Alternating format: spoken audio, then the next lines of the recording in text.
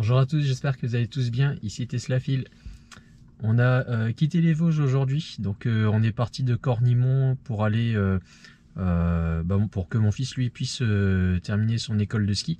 Donc bravo à lui, il a eu son flocon. Donc très content parce que c'était la première fois qu'il faisait du ski. Et donc on a fait Cornimont jusqu'au nord de Strasbourg. Donc là actuellement on est au musée militaire de Strasbourg, ils appellent ça le MM Park. Et donc on a fait, je vais vous montrer là sur mon téléphone. Hop. On a fait à peu près un peu plus de 140 km, hein, parce que j'avais chargé en fait. Donc on va dire 141 km. Donc 2h23 hein, comme vous pouvez le voir. Et donc là on est actuellement un peu au nord de Strasbourg, on le voit ici, un petit peu au nord. Et donc moi j'avais chargé la voiture à 60% ce matin. On est arrivé en fait, hop, je vais vous montrer là. Voilà, on est arrivé à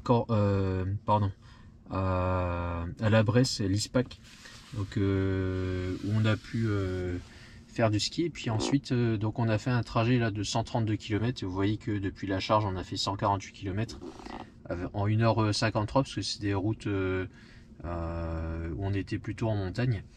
Et avec une belle moyenne ici, une moyenne à 102 Wh par kilomètre, ce qui s'explique, enfin ça s'explique parce que on était plutôt en descente. Et donc là sur le total on est à 127 Wh par kilomètre. Donc c'est plutôt pas mal hein. Pour ceux qui connaissent le trajet en fait, c'est un trajet où on est donc première partie plutôt montagneuse en descente. Il y a bien sûr une montée, mais on a finalement descendu plus que monté. Et ensuite on a il y a des routes à 90 km/h, 110 km/h, une portion à 130. Et puis après, quand on arrive sur Strasbourg, on est limité à 90, même 70. Ce qui explique vraiment cette moyenne basse. Et là, ici, on voit, donc depuis le début du trajet, il manque ici 288 km parce que j'avais pas mis à zéro. Donc si on ajoute à peu près 300 km, hein, on a déjà presque 900 km de fait, avec ici une moyenne à 152 Wh par kilomètre, donc qui est plutôt pas mal. Si on rajoute la première portion les 288 km qu'on a fait donc de Lille jusqu'à Cornimont, ici on avait à peu près 160 Wh par kilomètre, donc là on est légèrement en dessous, donc c'est plutôt pas mal. Voilà. La suite du programme, ça va être nous on va aller visiter là ce musée militaire. Et demain on va rester sur Strasbourg. On va partir au niveau du superchargeur hein, qui se trouve près d'Ilkirch, donc au sud de Strasbourg. Et ensuite on repartira vers Metz, rendre visite à ma famille avant de revenir sur l'île. Donc là on va faire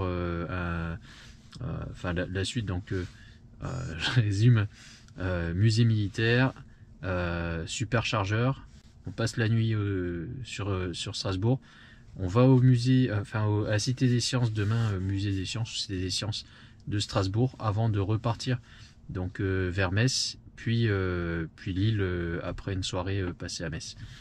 Voilà, on va voir ce que ça donne et puis je ferai la vidéo pour la conclusion au fur et à mesure du voyage. On est sorti du musée militaire et donc on a été manger, hein, on est allé à l'hôtel. Et donc là vous voyez, j'arrive au superchargeur avec 3% et j'ai 0 petite barre, 0 pointillé. Donc moi j'ai pas fait de préconditionnement avant d'arriver. On va voir du coup qu'est-ce que ça donne là en supercharge, sachant que vous voyez là il me met le message qu'il faut charger le plus rapidement possible hein, pour éviter que la batterie soit endommagée. Hop. On va lancer la supercharge. Donc on est sur une borne V2 hein. Si j'arrive à le sortir bien sûr. Voilà. Hop.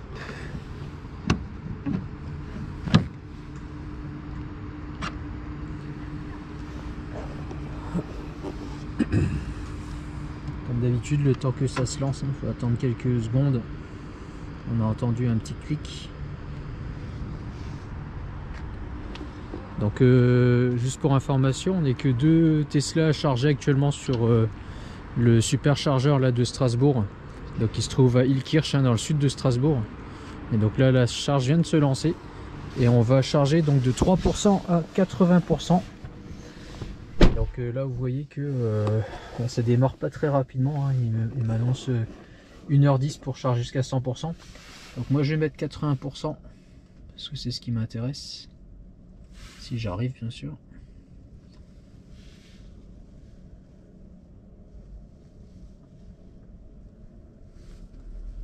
Voilà. Moi, je ferai avec le téléphone, mais là 78%, 80%.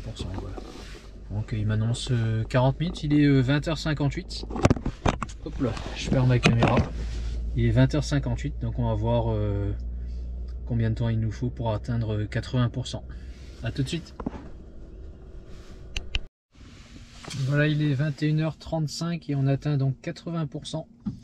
Donc là vous voyez que à l'instant la voiture vient d'indiquer que la charge est complète. Donc ça nous a pris 37 minutes pour passer donc de 3% à 80% avec un pic en puissance à 80 kW. Donc sans préconditionnement, parce qu'en fait on avait été mangé avant et j'ai fait à peine quelques kilomètres avant d'arriver au superchargeur, donc pas suffisamment pour préconditionner correctement la batterie. Ce qu'il faut bien retenir, hein, quand on fait un préconditionnement, c'est selon la température, ça peut prendre jusqu'à 1 heure voire plus, hein. Et ça consomme aussi beaucoup d'énergie. Donc quand on est ric-rac, vaut mieux à la limite ne pas lancer le préconditionnement. Ça fera une charge un petit peu moins rapide, mais au moins vous ne serez pas embêté sur la route à essayer d'économiser à tout prix pour gagner finalement 2-3 km, enfin 2-3 minutes ou voire peut-être 5, grand max 10 minutes. Là vous avez vu, j'ai mis donc 36 minutes, 37 minutes pour recharger suffisamment, donc de 3% à 80%. Et en ayant préconditionné, peut-être que j'aurais fait, avec quoi ça m'aurait pris 25 minutes, j'aurais gagné 10 minutes au total, 10-12 minutes. Donc c'est pas, enfin moi je suis pas à 10 minutes près, hein. Là je vais retourner à l'hôtel. Et voilà la suite du trajet. Donc là on est entre Strasbourg, hein, qu'on a quitté tout à l'heure, et Metz. Enfin Metz, c'est plutôt le nord de Metz, vers Moyeuvre. Donc on avait un trajet de 185 km à faire, sachant qu'on a démarré le trajet à 75%. On peut le voir ici, hein, dans Trip. On a démarré à 75%. On avait une projection ici à 100 avec 15% restant. Là sur l'écran, donc il m'a dit que j'ai consommé un petit peu plus que ce qui était prévu. Peut-être parce que je suis légèrement au-dessus, je roule à 133 compteur, donc ce qui fait un 130 sur le GPS. Et donc là on a mi-parcours, hein, on a fait 86 km sur les 185 à peu près qui étaient prévus. Et donc si on regarde là actuellement la consommation, on voit que j'ai une projection, donc il me reste 170 km à peu près, hein, d'autonomie.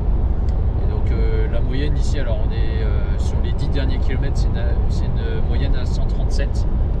Et si je regarde ici sur la consommation globale sur les 88 km que je viens de faire, on est à 181. Avec donc ici on voit bien 88 km, hein, et là ça fait 48 minutes qu'on conduit. Voilà. Donc ce qu'il faut savoir, c'est qu'entre Strasbourg et Metz, c'est que de l'autoroute, donc on roule à 130. On a quasiment, enfin forcément en sortant de Strasbourg et en entrant dans Metz, en traversant Metz, on sera sur des routes, enfin sur l'autoroute on roulera à 90 et 110. Donc comme habituellement, on limite un peu la vitesse aux abords des villes, mais sinon là vous voyez qu'on est sur cette moyenne là à peu près. Et donc depuis la charge, hein, d'hier soir, donc on a une moyenne à 177 avec ici 101 km qu'on a fait. On est parti à 80% hier soir, hein, du superchargeur. Voilà, donc on va faire un point tout à l'heure quand on arrive donc chez ma soeur, hein. On on fera un point tout à l'heure. À tout de suite.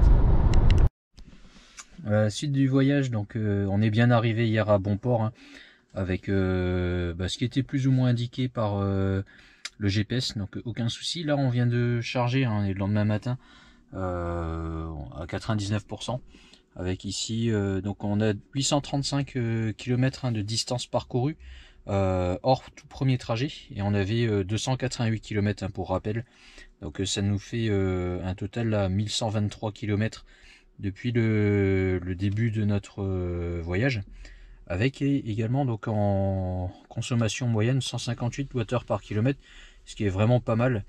En plus aujourd'hui donc on va faire le trajet donc Metz Lille, donc on aura une petite supercharge à faire de quelques minutes hein, de manière à pouvoir rejoindre Lille, mais comme vous voyez il fait 11 degrés aujourd'hui, donc on a des conditions vraiment optimales. Vous voyez il fait hyper beau, on a des conditions optimales pour rouler sur l'autoroute belge. On va passer par Longwy et directement par la Belgique pour rentrer à Lille. Voilà, je pense qu'on fera un arrêt au superchargeur, on verra si c'est à Courtrai ou à Arlon, hein, selon ce que, enfin pas Arlon mais Namur, selon ce qu'il va m'indiquer, et on s'arrêtera peut-être que 5 minutes pour recharger. Voilà, à tout à l'heure pour la suite du trajet.